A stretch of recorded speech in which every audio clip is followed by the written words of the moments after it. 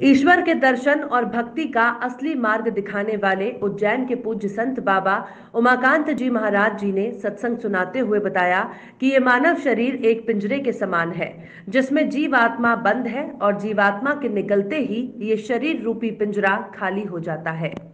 गुरु बंदीश्वर, भाई ये कौन है? तो कहें क्या चाहिए, क्या है, बोलो क्या बात है।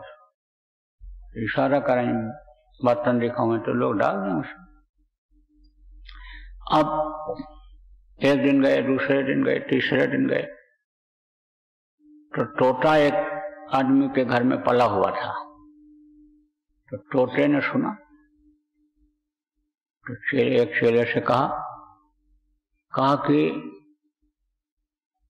आप कहते हो गुरु बंदी छोड़, गुरु बंदी छोड़,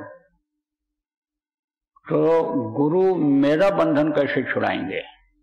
मैं कैसे बंधन से मुक्त होऊंगा? आप तो इन्हीं से मेरा बंधन मुक्त करा, इनसे बंधन मुक्त करा दो, इस पिंजरे से हमको मुक्त करा दो। तो बोले हम तो नहीं करा सकते, कैसे कराएंगे? इन्होंने तो पाल रखा है, मेरी बात मानेंगे नहीं। बोले अपने गुरु से पूछना कि मेरा बंधन कैसे मुक्त कराएंगे, मैं कैसे मुक्त होऊंगा। अब वो जब शाम को लौटा गया तो गुरु जी से कहा कि महाराज ऐसी ऐसी बात तोता बोला। तो सुन करके और बस गिर गए गुरु जी, एकदम बेहोशी हालत में आ गए। सूरज को चढ़ा लिया उन्होंने, ऊपर निकाल दिया शरीर से। अब लोग दौड़े, कोई मुंह पर पानी डालने लगा, कोई पंखा करने लग गया, कोई कहा बैठ बुलाओ, कोई कहा कि क्या हो गया, कोई नब्ज देख रहा है, कोई कुछ कर रहा है, बहुत परेशान। थोड़ी देर के बाद उठे तो लोगों ने कहा गुरु जी क्या हो गया था? कुछ नहीं बोले, बस केवल मुस्करा दिए और अपने अपने काम में सबको लगा दिया। कहा जाओ देखो मैं तो बिल्कुल ठीक हूं। फिर लोगों ने सोचा कि सूरज को चढ़ा लिया होगा,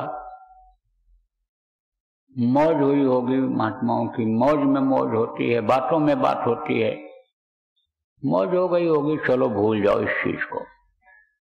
अब जब दूसरे दिन फिर ये लोग भिक्षा मांगने के लिए गए तो तोते ने पूछा कि भाई मैं बंधन से कैसे मुक्त होऊंगा? आपने गुरु जी तक मेरा संदेशा पहुंचाया? अरे कुछ गुरु जी ने कहा, गुरु जी से मेरी बात को, फरियाद को आपने कही? तो वो नाराज हो गया, तो बड़ा पापी है, बड़ा कर्मी है, तेरी बातों में इतने कर्म तेरे गंदे भरे हुए थे कि उसको सुन करके ही गुरु जी बेहोश हो गए। पता चला कि गुरु जी के जैसे प्राण निकल गए हों। गुरु जी बेहोश हो गए, बहुत देर तक बेहोश पड़े रहे। तो ऐसा प्रश्न कर दिया, ऐसा प्रश्न पूछने के लिए कह दिया कि गुरु जी को बेहोशी आ गई तेरी बातों को सुनने से ही। तो समझ गया। अब वो तो आगे निकल गया, क्रोध में चला, और तोता उसमें इनकी बातों को सुन करके बेहोश हो गया, उसमें गिर गया। अब वो घर वाले आए, देखे भाई तोता तो मर गया, और पिंजरे से निकाल करके ले गए, बाहर फेंके।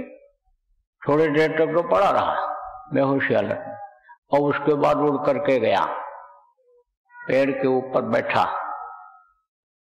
तब तक ये वहां तक पहुंच गए, एक घर से दूसरे घर, तीसरे घर तक भिक्षा मांगते हुए।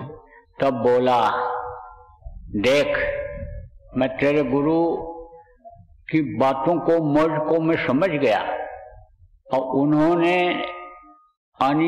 इशारा करके दिखा दिया कि तोता तू अगर बेहोशी हालत में हो जाएगा थोड़े समय के लिए तो बंधन से मुक्त हो जाएगा। तो देख मैं बंधन से मुक्त हो गया, तेरे गुरु की अन्य गतिविधियों में, तेरे गुरु की अन्य जो शिक्षा है उसी से मेरी मुक्ति हो गई। और तू इतना दिन हो गया और गुरु को भी नहीं समझ पाया, तेरा बंधन कैसे मुक्त होगा?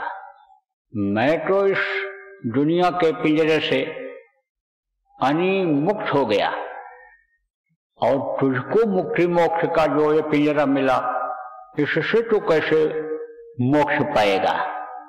ये पिंजरा ही तो है, ये मनुष्य शरीर ये पिंजरा है और इसमें जो ये जीवात्मा है यही तो बोलती है, यही सब कुछ कराती है। ये असली तो अन्य पक्षी यही है, लेकिन इसके उड़ने के बाद पिंजरा खाली हो जाता है, पिंजरे को कोई कीमत नहीं रहती है।